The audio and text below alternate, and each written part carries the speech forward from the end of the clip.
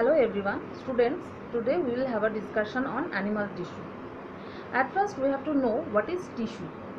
As we have learned that tissue is defined as a group of cells more or less alike in shape and size, having a common origin that performs a particular function. Today we will learn about only animal tissues. There are 4 types of animal tissues. The number 1 is epithelial tissue, the second one is connective tissue, the third one is muscular tissue, and the last one is nerve tissue. So what is epithelial tissue? Epithelial tissues are the tissues that we can find on the external and external or internal surface of our body.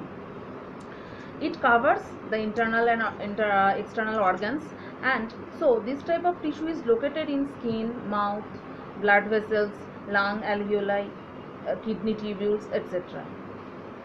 They form covering of free surfaces inside and outside the body. The cells are closely arranged, so there are no intercellular spaces between the cells, and they are arranged on the basement membrane. And there are no blood vessels in these tissues. They function as to cover the external and internal organs, and also acts for absorptions, excretion, secretion, etc. The next one is connective tissue. What is connective tissue? It is distributed at every places of the body, and especially beneath the skin, in between the muscles, bones, cartilages, and blood.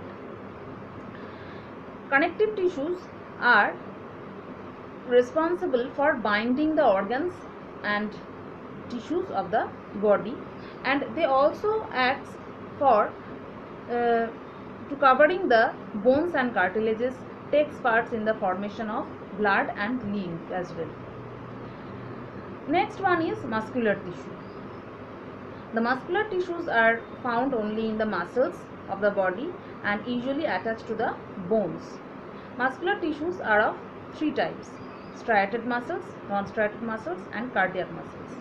The striated muscles have isotropic and anisotropic bands on them, and they can be operated as on our will, so these muscles are called voluntary muscles, and they are responsible for skeletal movement.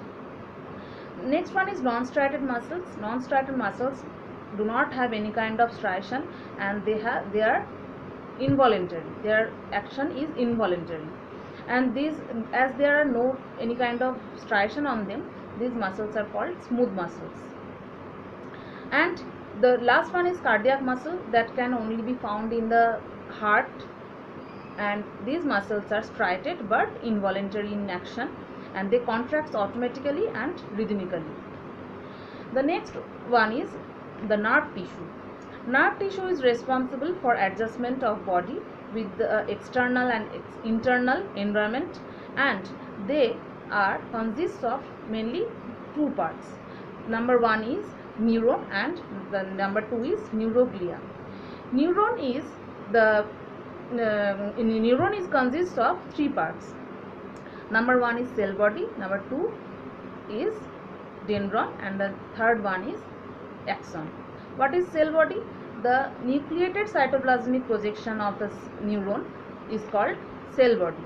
Cell body is composed of different types of cell organelles that we can find in other cells, and they also have ribosome or mesyl granules.